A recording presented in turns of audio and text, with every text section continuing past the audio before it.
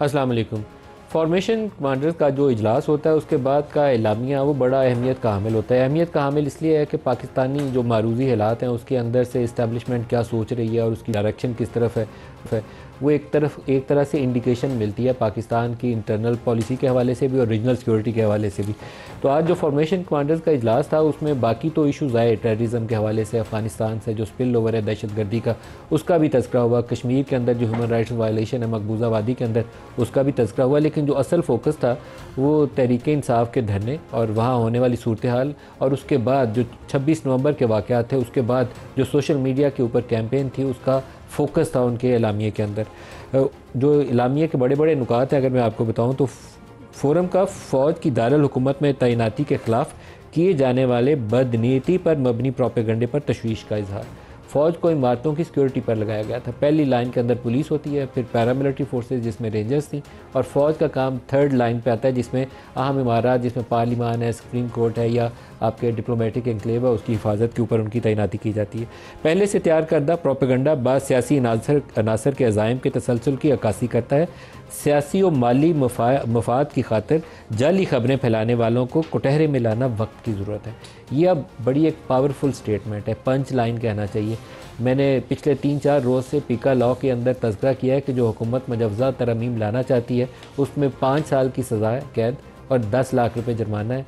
वो VPN का जो इस्तेमाल है उसके ऊपर भी उसको ममनुआ आइटम के तौर पर शुमार किया जाएगा और उसके ऊपर भी सज़ाएँ तजवीज़ की गई हैं। अब ये जो फेक न्यूज़ है और सोशल मीडिया हेट कैंपेन है इसको हम 2 हिस्सों में तकसीम कर सकते हैं। एक तो है शख्सी आज़ादी, अपनी राय देना, और एक वह कि टारगेटेड कैंपेन करके इंसाइटमेंट करना। इन दोनों में फ़र्क करना ज़रूरी है। अभी तक जो पीका लॉ का मसवदा हमारी नज़र से गुजरा है उसमें ये तफरीक कम नज़र आती है जिससे मिसयूज़ का बहुत ज़्यादा एहतमाल होता है। तो आप जब भी फेक न्यूज़ को टारगेट करके कुछ करना चाहें, लॉ बनाना चाहें, तो इसमें 2 चीज़ों की तफरीक ज़रूर करनी पड़ेगी कि एक किसी शख्स को, एक इंडिविजुअल सिविलियन को अपनी राय देने से हम कोई डंडा मार के डराने की कोशिश ना करें, लेकिन जो बंदा हेट मॉन्गरिंग करता है, इंसाइटमेंट करता है, फ़ौज के चीफ है या उसके क़यादत के ख़िलाफ़ लोगों को उकसाने की कोशिश करता है, उसको आप यकीनन आप टारगेट कर सकते हैं और उसको आइडेंटिफाई कर सकते हैं कि ये एलिमेंट लहदा है, ये बाकी मेन स्ट्रीम जो पाकिस्तानी लोग अपनी राय देना चाहते हैं वो उससे लहदा है। इसका अगली लाइन यह है जी कि हुकूमत बेलगाम गैर अखलाकी आज़ादी इजहार राय के ख़ात्मे के लिए कानून साजी और अमल दरामद कराए, कानून साजी भी करे और उसकी इन्फोर्समेंट भी करे। ज़ाती मफादात के लिए मासूम शहरियों को एक दूसरे के ख़िलाफ़ खड़ा करना नाकाबिले बर्दाश्त है। प्रोपेगंडा बाज़ सियासी अनासर के मज़मूम अज़ाइम के तसलसल की अक्कासी करता है। प्रोपेगंडा का मकसद अवाम और मुसल्लह अफवाज के दरमियान दरार डालना है। और लास्ट लाइन है कि हथियार इस्तेमाल करने की कोई भी कोशिश हरगिज़ बर्दाश्त नहीं की जाएगी। जो हमारे साथ आज प्रोग्राम में पैनल्स में गेस्ट कमरजमान कायरा साहब हैं, सीनियर रहनुमा हैं पाकिस्तान पीपल्स पार्टी के। कायरा साहब बहुत शुक्रिया आपका। आपकी जमात आजकल वैसे ही लाइमलाइट में है। बिलावल की मुलाकातों के बाद लगता है कि पता नहीं कोई सियासी भूचाल भी आने वाला है। खुर्रम दस्तगीर खान पाकिस्तान मुस्लिम लीग नवाज़ के सीनियर रहनुमा हमारे साथ हैं और अहमद अवैस साहब पाकिस्तान तहरीक इंसाफ से हमें ज्वाइन करेंगे। सबको खुशामदीद कहते हैं। कायरा साहब, सबसे पहले जो 24 का धरना, 26 के जो वाक़यात हुए उसमें तशद्दुद भी था, जाने भी गई, ज़ख्मी भी हुए लोग, और पीका लॉ, इससे शुरू कर लेते हैं। क्या मामले की इससे बेहतर हैंडलिंग हो सकती थी? क्योंकि फॉर्मेशन कमांडर्स का जो एलामिया है इसके अंदर आपको कुछ इश्यूज़ के ऊपर एक तशवीश नज़र आती है कि जो कुछ हुआ वो शायद अवॉइड भी किया जा सकता था। नदीम साहब, पहली गुजारिश तो यह है कि जो हुआ बहुत अफसोसनाक था। एक तरफ से ये क्लेम है कि वहाँ सैकड़ों लाशें गिरी या दसियों लाशें गिरी, अब शायद फिगर तो और नीचे अब 12 आ गई आज, बल्कि उसके ऊपर एक दोबारा खबर भी है कि गौहर खान और अलीमा खान की इस पर गुफ्तगू हुई कि आपने 12 क्यों कहा। उन्होंने कहा कन्फर्म ही 12 है इसलिए 12 का। 12 की भी कंफर्मेशन गवर्नमेंट की तरफ से तो ये कहा जा रहा है कि हमारे पास कंफर्मेशन नहीं है, तो उधर से टोटली डिनायल है, इधर से ही है। बहरहाल जो भी अगर वो भी शहादतें अगर हुई हैं तो वो शहादतें हैं और हमें उनका भी अफसोस है। वो हमारे बच्चे हैं, एक का जाना भी अफसोस, एक का हमारे बच्चे हैं, हमारे भाई हैं, और उनको लाया गया है। उनको वो इस इरादे से नहीं आए, तो उनको लाया गया है कोई ख्वाब दिखा के अपने लीडर के मोहब्बत में फला, और उसके पीछे अज़ाइम कुछ और थे। अब सवाल यह है कि ये बिल्कुल पहली बात कि इसको कैसे हैंडल किया जाता। देखिए नदीम साहब, पहला वो काफ़िला जो हमला आवर हो रहा है, हम तो हमला आवर की इस्तेलाह इस्तेमाल करते हैं ना, आप शायद इससे मुख्तलिफ करें कि एक सूबाई हुकूमत मरकज़ी हुकूमत पे हमला आवर होने आ रही है। उसका पहला टकराव पुलिस के साथ होता है अटक में, और वहाँ भी कोई 25 बंदे या 24 बंदे पुलिस के ज़ख्मी होते हैं। वहाँ पुलिस ने कोई इस तरह की फायरिंग या कोई मसला या कोई खौफनाक किस्म की कोई लड़ाई नहीं लड़ी, वहाँ को लोग ज़ख्मी नहीं हुए उनके। फिर चलते चलते कई जगहों पे ये लड़ाई होती है, फिर 26 नंबर चुंगी पे होती है, फिर पेशावर मोड़ होती है, चलते चलते वो कहते हैं हमने डी चौक जाना है।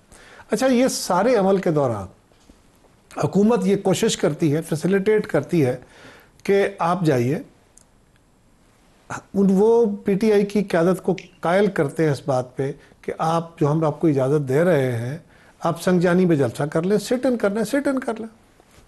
वो उस पर एग्री करते हैं, लेकिन उनका ये ख्याल है कि हम अपने तौर पे फ़ैसला नहीं कर सकते जब तक हम खान साहब से इजाज़त ना ले लें। उनको वहाँ भेजा जाता है, वो वापस आके कहते हैं, जो मौजूदा क़यादत धरने की है, जो धरने को लीड कर रहे हैं, उनको वो कहते हैं कि जनाब ये खान साहब का पैगाम है, हम दो ज़िम्मेदार हैं ना, बैरिस्टर गौहर जो कि पीटीआई के इस वक्त इलेक्टेड चेयरमैन हैं, और दूसरे बैरिस्टर सैफ हैं जो उनके तर्जुमान हैं, वो दोनों कहते हैं कि हम मिल के आए हैं और ये उनका मैसेज है। उनको कहा जाता है नो, हमने तो डी चौक जाना है। फिर आप 26 नंबर चौकी पर उनको तजवीज़ दी जाती है उनकी अपनी जमात की तरफ से कि यहाँ रुक जाए, वो कहते हैं नो। फिर उनको पेशावर बोर्ड पे मेरी इतला है कि उनको उनके साथियों ने कहा कि यहाँ रुक जाते हैं, जहाँ पे मौलाना फजलुर रहमान साहब ने धरना दिया था, आगे ना जाएं, क्योंकि उस पेशावर मोड़ तक रेंजर्स के जवान शहीद हो चुके थे, पुलिस का सिपाही शहीद हो चुका था और दसियों पुलिस वाले ज़ख्मी हो चुके थे। अब यहाँ पे भी जो बर्दाश्त का लम्हा है वो ऑलमोस्ट बायला पुआ पड़ा है, तो उनको वाइज एडवाइस आ रही है कि जी बहुत कुछ हो गया है तो अब यहाँ रुक जाए। वो कहते हैं नहीं, हमने वहाँ जाना है। और वो वहाँ लेकर नौजवानों को जज्बातियत में आके, एक लिमिट है जब वो क्रॉस करते हैं तो उसके बाद रियासत क्या करे। क्या यहाँ आने तक गवर्नमेंट ने कोई ऐसा मुजाहरा किया?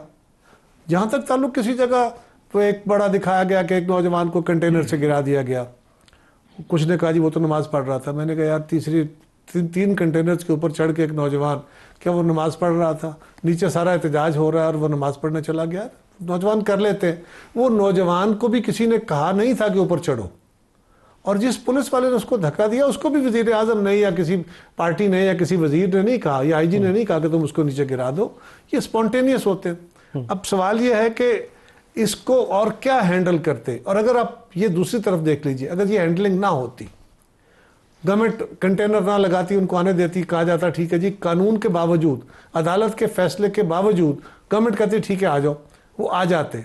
जिस मूड में थे, जिस तैयारी में थे, अगर वो जाके पार्लियामेंट हाउस पे, वो प्रेसिडेंट हाउस पे, वो जाके आगे मुख्तलिफ इमारात पे हमले करते जहाँ की फ़ौज खड़ी थी और फ़ौज उनको रोकती, फिर क्या होता।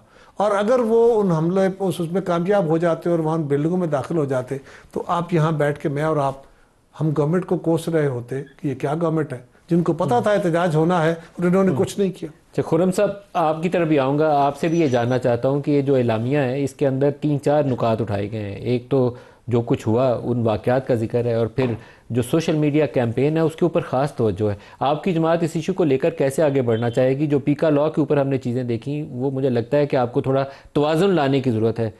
हेट मॉन्गर्स को अलहदा करें लेकिन बाकी सिविलियंस को अलहदा करें।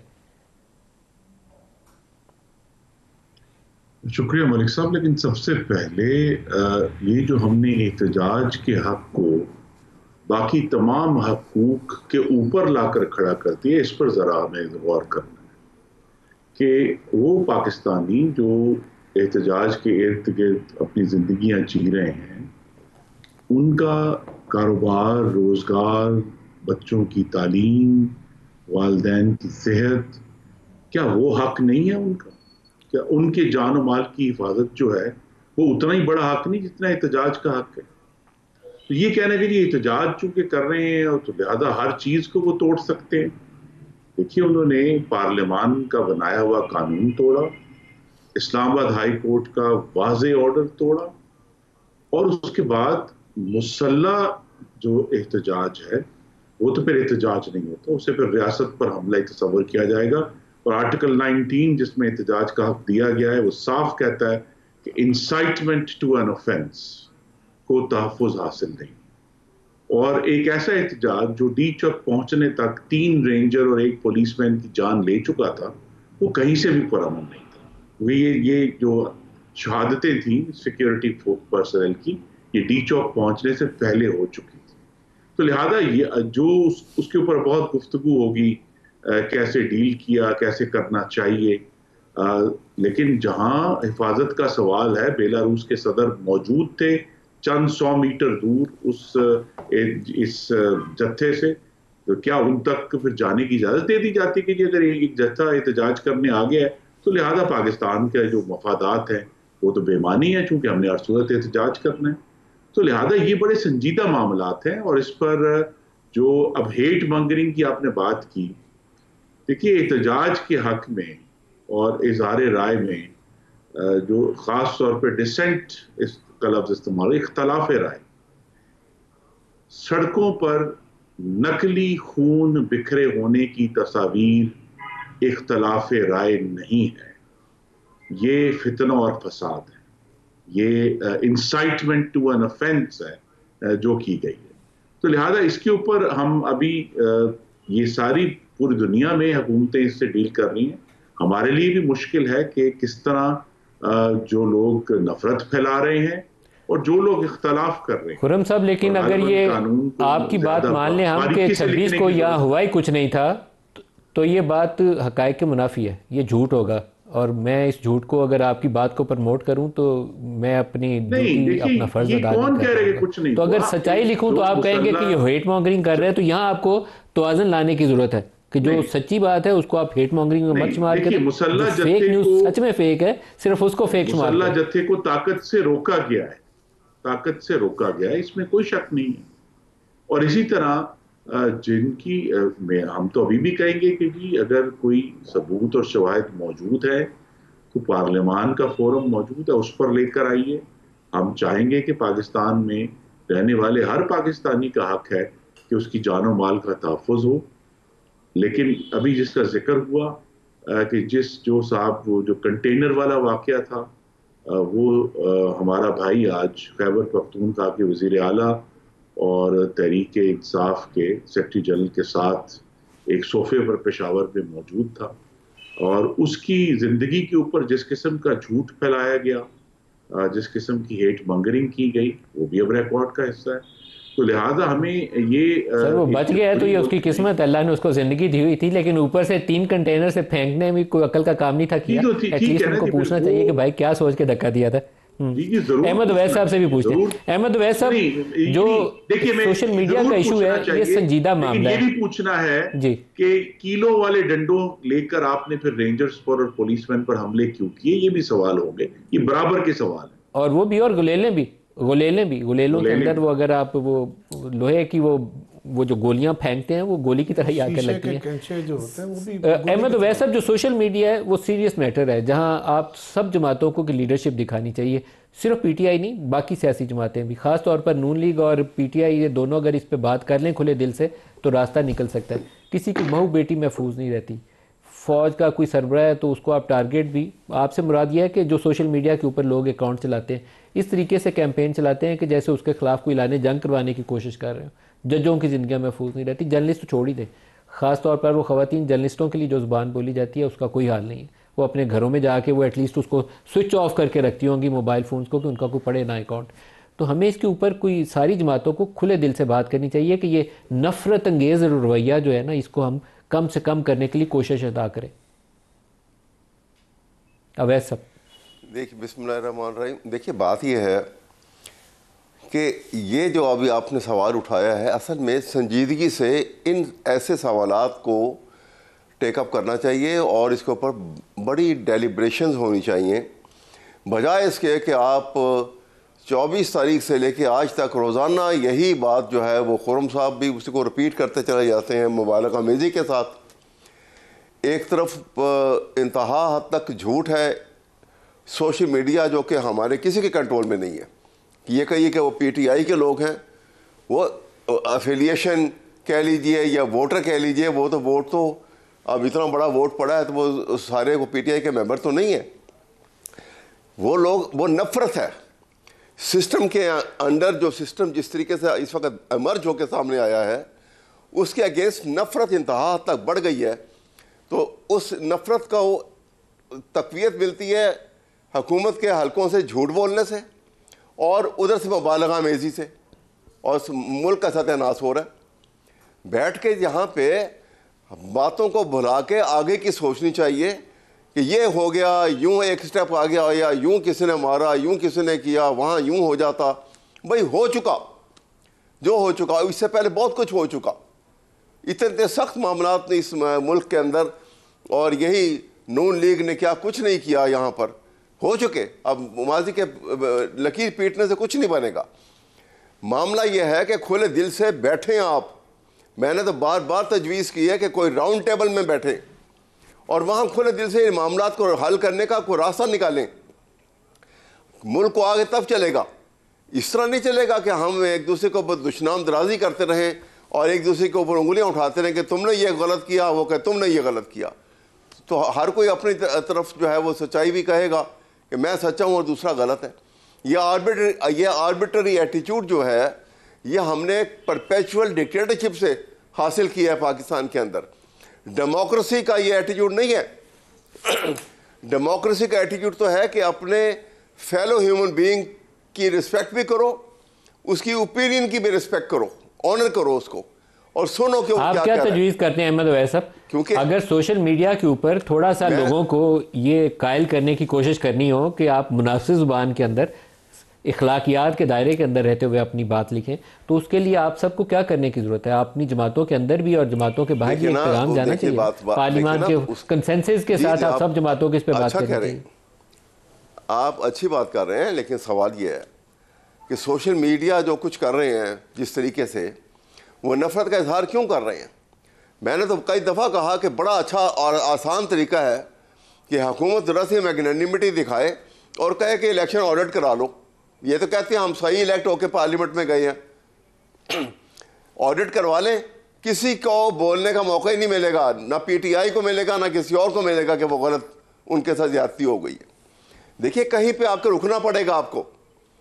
ये नफरत इस तरह बढ़ रही है कि एक तरफ चार्ज है आपके ऊपर रैगिंग का, एक तरफ चार्ज है कि आपने इतने से इतने कर लिए, मेंबरशिप बढ़ गई, वोट कम थे।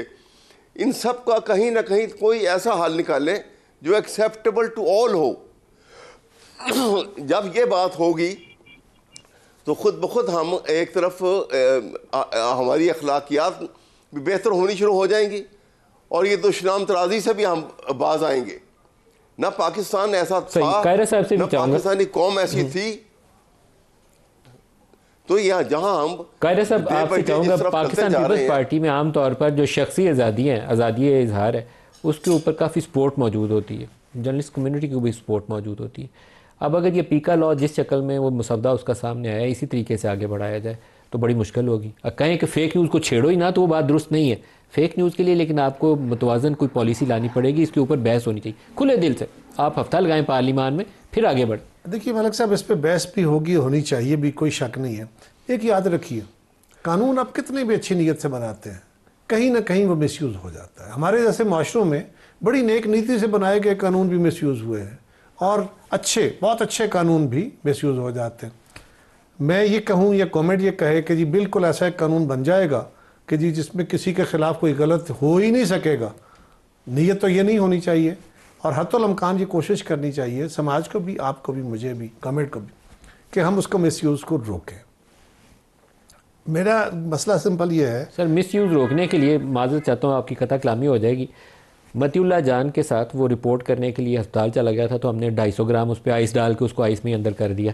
तो ये हरकतें जब हम करेंगे ना तो फिर हम कहें कि हम कोई बड़े सुलझे हुए लोग हैं तो बात थोड़ी क्वेश्चनेबल हो जाती है। बात तो यह है कि जैसे लोग हम हैं, अब यहाँ टेलीविजन पे बैठ के मैं लोगों के बारे में कहूँ तो बड़ा नामुनासिब होगा। हम जैसे हैं सारी दुनिया में देख रही है, हम भी अपने गरेबानों में झांके कि हम क्या है, तुम्हें पता है। जो मतीउल्लाह कर रहा था वो भी दुरुस्त नहीं था और जो मतीउल्लाह के साथ हुआ वो भी दुरुस्त नहीं है। लेकिन उस वक्त मैं अगर हॉस्पिटल में गया था एक रिपोर्ट के लिए, नहीं है। लेकिन नदीम साहब, एक मैं गुजारिश करूं, आपका ये हक है कि आप खबर लें, आपका ये हक नहीं है कि आप किसी दफ्तर का दरवाज़ा खोल के जाके फेंक के और आप कहें कि ये मुझे इस सवाल का जवाब दो। ये दुनिया में कहीं किसी जगह सहाफ़त ये नहीं करती। तो हमारे यहाँ हम उसके जवाब में उठाया जाना ठीक था। मैं तो कह रहा हूँ कि जो वो कर रहा था वो भी गलत था, जो किया गया वो भी गलत। मैं तो दोनों की बात कर रहा हूँ। सर, हमारे रवैयों में तवाज़ुन लाना बहुत ज़रूरी है। गुजारिश ये है कि हमारे रवैयों में तवाज़ुन सिर्फ नहीं है, सिर्फ हमारे रवैयों से, गुफ्तगू से नहीं आना। हमारे रवैयों में फ़र्क एक ओवरऑल प्रोसेस से आना है। ये बात बड़ी अच्छी की है अहमद अवैस साहब ने, पहले भी ये काफ़ी दिनों से ये बात कह रहे हैं कि कोई ऐसा रास्ता निकाला जाए जिससे कोई मिल बैठ के आगे बढ़ने का रास्ता हो। पहली बात तो ये है, मैं अवैस साहब के बहुत एहतराम करता हूँ। ये सारा अमल जो डायलॉग का है ये रुका हुआ है खान साहब की जिद से। आज तक डायलॉग के अमल को कि मैं इनसे डायलॉग नहीं करूँगा, ये खान साहब कह रहे हैं। उनकी जमात के बाकी लोग कहते हैं करने हैं, लेकिन खान साहब उसको आशीर्वाद नहीं देते। सर आज उन्होंने एक 5 रुकनी कमेटी बनाई है जिसका उमर अयूब सरबराह थे। उमर अयूब आज ही गिरफ्तार हो गए। सर देखिए, मेरा आई होप कि उसका पेशी वेशी शायद लगी हुई है, रिहाई हो जाए उसकी। मेरा सर सवाल ये हमें आगे लेकर चलना है सर इस प्रोसेस सर को। मेरा सवाल ये है कि उमर अयूब हो, गौहर खान हो, फलान हो, ये सारे हो के आए ना खान साहब से, अप्रूव करा के आए। उनकी अप्रूवल को किसी ने ओवर रूल कर दिया, फिर क्या हुआ? अब सवाल ये है कि इस जमात के अंदर एक कहाँ किसके साथ फाइनल बात हो सकती है? वो खान साहब की अप्रूवल सही है, और जब तक खान साहब खुद ना कहें, वो माजी में बहुत दफ़ा मुज़ाकरात के अमल को सैबोटाज कर चुके हैं अपनी पार्टी के। इलेक्शन के फौरन बाद उन्होंने अपने हाथों से इसके ऊपर कुल्हाड़ी मारी थी, जो नहीं मारनी चाहिए। छोटी सी और गुजारिश कर लूँ, ये जो पीटीआई का जो मुतालबा है ना, इलेक्शन का ऑडिट करा ले, 26वीं तरमीम पे उनका नुक्ता नज़र है, खान साहब पे उनका नुक्ता नज़र है। मैं बहुत दफ़ा ये गुजारिश कर चुका हूँ कि ये प्री कंडीशंस के तौर पे नहीं माने जा सकते। ये कहीं नहीं डायलॉग ऐसा हुआ कि प्री कंडीशंस पहले ये है, ये करो तो आगे चलो। ये आप अपना एजेंडा आइटम रखें, मुज़ाकरात की टेबल पे बैठे, हुकूमत अपना एजेंडा आइटम रखे और उस पर डिस्कशन करें, वहाँ से रास्ता निकलेगा। अगर हम कहें, हुकूमत कहे कि नहीं पहले आप ये मानो फिर चलेंगे, और आप कहें ये मानो आगे चलेंगे, ये कुछ नहीं होगा। शराइत आयद करके आगे नहीं बढ़ा जा सकता। एक ब्रेक ले लें, हमारे साथ रहिएगा।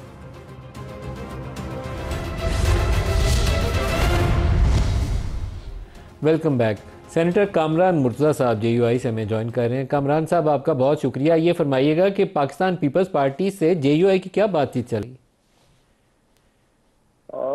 बिलावल कल आए थे। आप अगर उनके हवाले से पूछ रहे हैं तो बिलावल का आना जो है वो एक जो हमारा नहीं बल्कि सरकार का बिल था, वो हमारी फरमाइश पे था सोसाइटी रजिस्ट्रेशन एक्ट में, वो मदरसों के हवाले से। तो उसके हवाले से बातचीत हुई थी। तो उन्होंने कहा कि जी ये ठीक है, हमने इस पे वोट भी किया था, अब वो सिर्फ आपका बिल नहीं है हमारा भी है।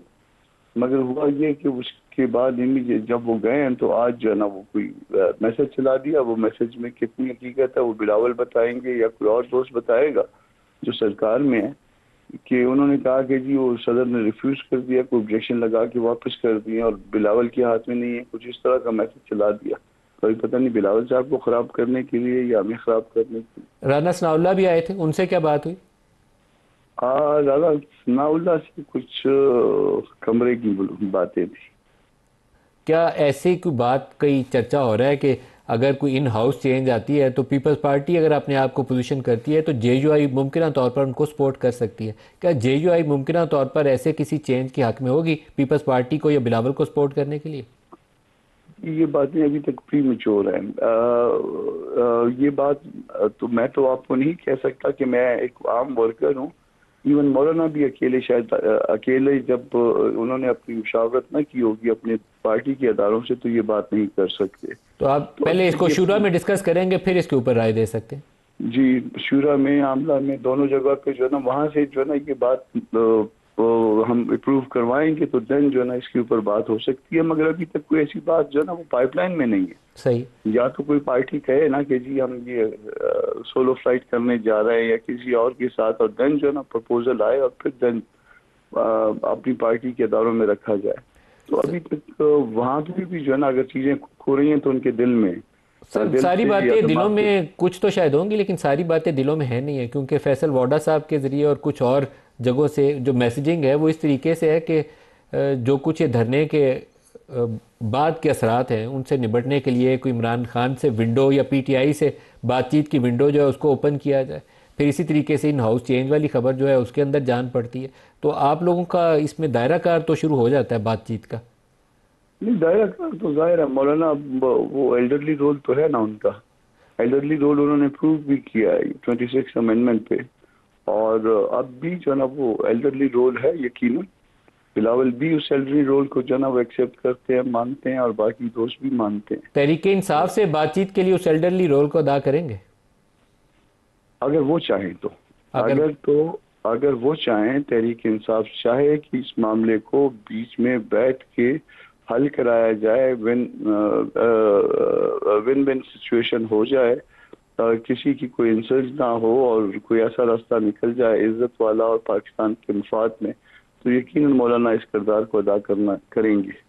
सर, पीका लॉ पे भी एक राय दे दीजिए आप, क्योंकि आईनी कानूनी अमूर के माहिर हैं। जो पीका लॉ का मसवदा अभी सामने आया या प्रेस में हमारे सामने जो कॉपी आई, उसमें सजाएं तो बहुत सख्त हैं, लेकिन कौन फेक न्यूज़ वाला है, कौन हेट मॉन्गर है और कौन एक इंडिपेंडेंट शख्स, एक सिविलियन अपनी राय दे रहा है, इसमें तखसीस कैसे होगी? इसके ऊपर क्या वाज़ेह लाइन मौजूद है उस बिल के अंदर या नहीं है?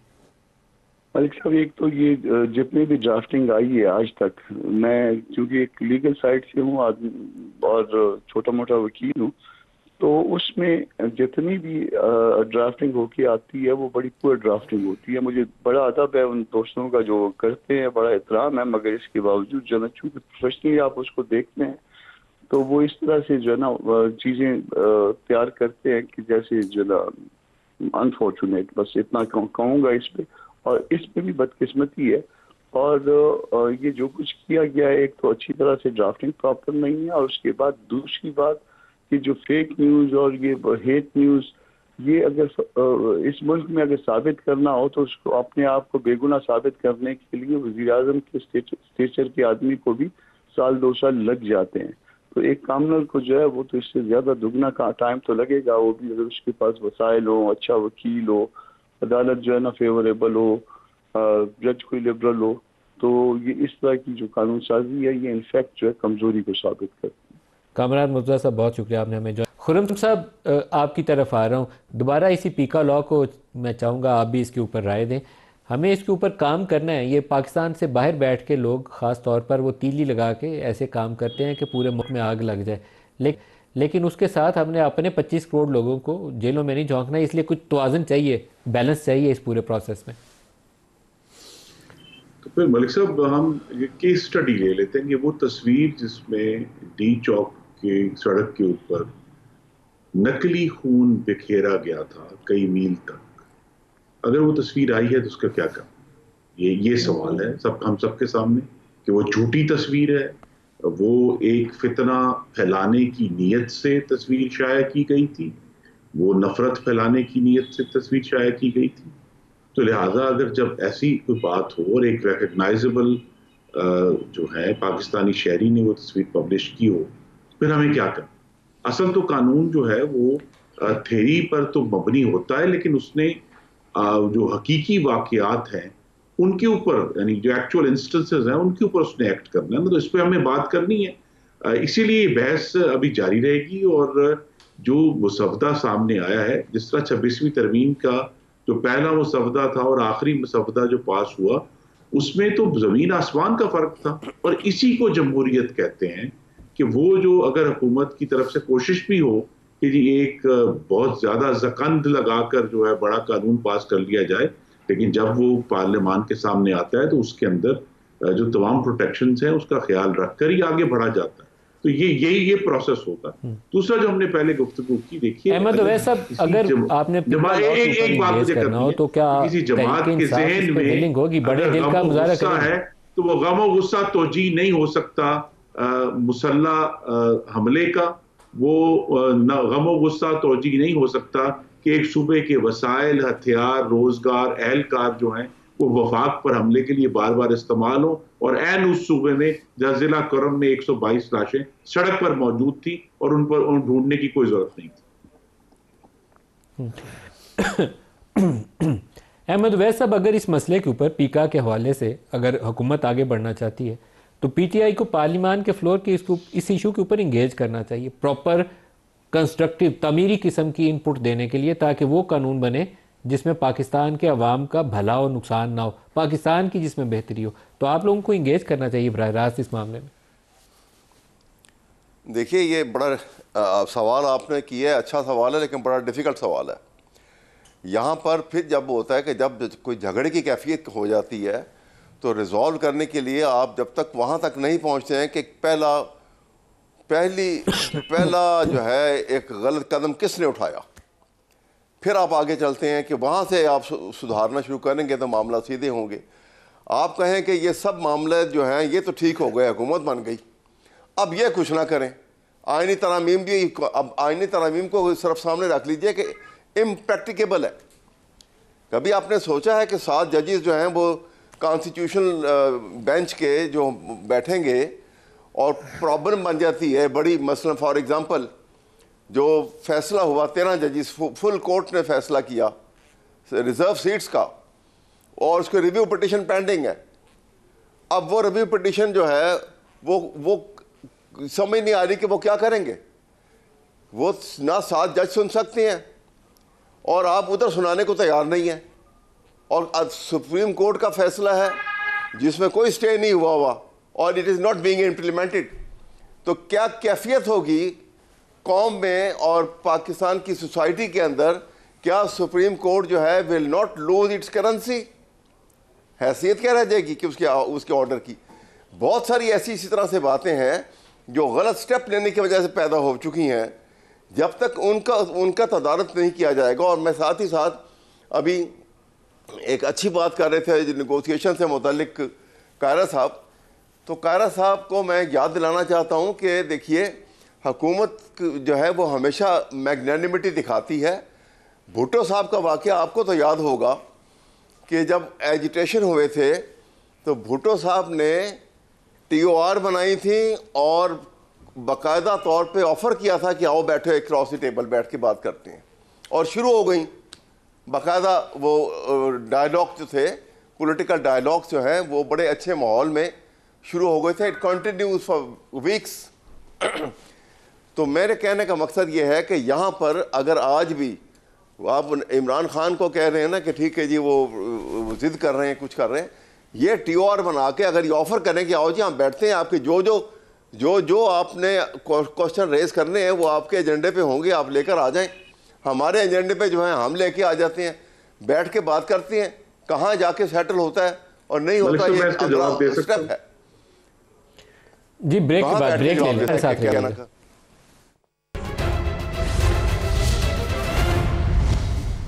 Welcome back. आज इमरान खान ने एक 5 रुकनी कमेटी बनाई है। उमर अयूब उसके सरबराह हैं, अली अमीन गंडापुर, असद कैसर, सलमान रकम राजा और हामिद रजा उसके मेंबर है बातचीत के लिए। आप खुरम साहब जो बात अहमद अवैस साहब ने कही उसका जवाब देना चाहते थे। अगर थोड़ा बहुत भी वहाँ से इनिशिएटिव आता है, 2 कदम आप भी आगे बढ़िए और मिलके इस कदम को आगे की तरफ लेकर चलें पाकिस्तान के मसाइल हल करने के लिए। खुरम साहब। जी हम तैयार हैं, और ये बाजू हमारे आजमाए हुए हैं। मार्च 2015 में बाकायदा TOR बन के एग्रीमेंट हुआ था, अगर मैं याद करा दूं, PTI में उस वक्त की मुस्लिम लीग नून की हुकूमत में, जिसमें यहाँ तक था कि अगर ये बात साबित होती है जुडिशल कमीशन में कि जी नवाज शरीफ ने चीफ जस्टिस के साथ मिलकर कुछ सिस्टमेटिक रिगिंग की है, तो हम पार्लियामेंट को तहलील कर देंगे। लेकिन दूसरी तरफ ये भी था कि PTI ने कहा था कि अगर हमारे खिलाफ फैसला आता है, जो कि आया, तो हम फिर जो है मर्दर एजुटेशन नहीं करेंगे। लेकिन ठीक 1.5 साल के बाद वो दोबारा सड़क पर आए, और जिस तरह अब हमने देखा है बार बार, उस वक्त भी खैबर पख्तूनख्वा के हथियार रोज जो एहलकार गाड़ियां लेकर ये इस्लामाबाद पर हमलावर हुए अक्टूबर 2016 में। तो लिहाजा ये सब बातें जो हैं, इस पे अच्छी नीयत और पाकिस्तान के अवाम के जो दिया हुआ वोट है उसका एहतराम इसमें शामिल है। ये ऐसी कोई ऐसी चीज नहीं जिसके ऊपर गुफ्तगू ना हो सके या आगे ना बढ़ सके। लेकिन उस गुफ्तगू तक पहुंचने के लिए जिस तरह 2014 में हुआ था, धरना खत्म करना पड़ा था, यहां भी इनको ये करना पड़ेगा कि ये जो मुस्तकिल धमकियां हैं जो खैबर पख्तूनख्वा के वज़ीर देते हैं कि जी हम इस जवाब बड़ी बंदूकों के साथ जाएंगे, हम गोली का जवाब पता नहीं तोप से देंगे, और फिर जब वो इतराफ करते हैं कि जी उन्होंने पंजाब पुलिस के कई 100 एहलकारों को हब्से बेजा में रखा, तो जब बार बार इंसाइटमेंट टू एन ऑफेंस और ऑफेंसेस, एक्चुअल ऑफेंसेस ये करेंगे, तो फिर तो जो सारी TOR है या जो एक पुरअमन गुफ्तगू के जरिए मामलात का हल है वो नहीं होगा। तो जो चेयरमैन तहरीक इंसाफ है उनको भी इस पर सोचना होगा, और तमाम जमातों को भी सोचना कि अगर हमें बढ़ना है आगे, तो ये जो तशद्दुद के जरिए सियासत का और इंतशार के जरिए इक़्तिदार तक पहुंचने का जो रविश है उसको तरक करनी। सही सर, बंदूक के जोर पे तो बातचीत नहीं हो सकती, लेकिन बातचीत के लिए एक माहौल बनाना पड़ेगा ताकि सिलसिला चल पड़े। नदीम साहब, एक गुजारिश बिलाशुबा हुकूमत को एक कदम आगे बढ़ाना चाहिए, बढ़ाना पड़ेगा। जिन लोगों के खिलाफ केसेस हैं वो केसेस भी चलते रहते हैं, एहतजाज भी हुकूमत के ख़िलाफ़ होते रहते हैं। ये PNA की मूवमेंट इस बात का सबूत है कि मज़ाकरात भी हो रहे थे, एहतजाज भी हो रहे थे। सो हम ये कहें कि वो एहतजाज बंद करके बैठ जाएं, ये भी नहीं। हाँ, ये ज़रूर हमारा मुतालबा है कि जो कुछ माजी में जिस रवैये के साथ इख्तियार किया गया, अगर मज़ाकरात के अमल के ऊपर गवर्नमेंट भी इनिशिएटिव लेती है, जो कि ऑलरेडी ले रही है, मैं फिर बार बार कहूँगा कि खान साहब का प्रॉब्लम यह है कि उनके लोग जब जहाँ बैठ के मज़ाकरात करते हैं, जो पहले मैंने आपसे गुजारिश की थी, कई दफ़ा बयान कर चुका हूँ कि 2022 में जब सुप्रीम कोर्ट का ऑर्डर था कि पंजाब का इलेक्शन और KP का इलेक्शन कराया जाए, असेंबली अनडिज़ॉल्व थी, उस वक्त हमारे मज़ाकरात हुए, पीपल्स पार्टी ने इनिशिएटिव लिया, हमने मज़ाकरात किए, सुप्रीम कोर्ट ने भी इंटरवीन किया। हमने सुप्रीम कोर्ट से कहा कि आप इसमें मदाखलत ना करें, लेकिन बदयाल साहब नहीं पीछे हटे, उन्होंने कहा नहीं। 1 हफ्ते का टाइम दे दिया गया, मज़ाकरात हुए, मज़ाकरात लिखे जाने थे, मुआहदा तय हो गया था, असेंबली डिज़ॉल्व होने का, इलेक्शन का, सब कुछ, लेकिन खान साहब ने कहा नो, तो नो हो गई। फिर हमने ये इलेक्शन जब हुआ 2024 का, ये 8 फरवरी को इलेक्शन होता है, 9 को PTI की रिजर्वेशन सामने आ जाती है, 13 तारीख को पीपल्स पार्टी के सेंट्रल एग्जीक्यूटिव कमेटी की मीटिंग होती है। हम फिर कोशिश करते हैं कि हमें कोई जमातों को बैठना चाहिए, कोई वे फॉरवर्ड, एक जमात का बड़ा तहफ़्फ़ुज़ है, हमारे भी तहफ़्फ़ुज़ात है, हमको ट्रांसपेरेंट इलेक्शन की बातें तो नहीं कर रहे, लेकिन अगले ही दिन रात को हमारी कमेटी बनती है, अगले दिन खान साहब की तरफ से ऐलान हो जाता है कि इन 3 जमातों से डायलॉग नहीं होगा। तो जब तक खान साहब इस मामले का कुलियतन खुद इजहार नहीं करते, उनको करना चाहिए, हुकूमत को स्टेप फॉरवर्ड करना चाहिए, और ये बात कि जी शराइत रखी जाए, हम भी ना रखें, वो जो तशद्दुद वाली बातें हैं या धरनों वाली दिल से बैठे, पाकिस्तान के लिए एहतजाज भी जारी रखें अपना, वो अपने जलसे करें, जुलूस करें, आपस में बैठेंगे तो 100 रास्ते निकलेंगे, बातें करें। देखें मियां नवाज शरीफ और बेनज़ीर भुट्टो शहीद के दरमियान कितनी दूरी थी, हम आपस में कितने एक दूसरे के मुखालिफ थे, और COD के बाद वो तलखी जो थी वो नीचे चली गई। समझ आ गई ना, जब समझ आई तो कमर ज़मान कायरा साहब, खुर्रम दस्तगीर साहब, कामरान मुर्तज़ा साहब, सबका शुक्रिया। आज के लिए इतना, इजाज़त दीजिए, अल्लाह हाफ़िज़।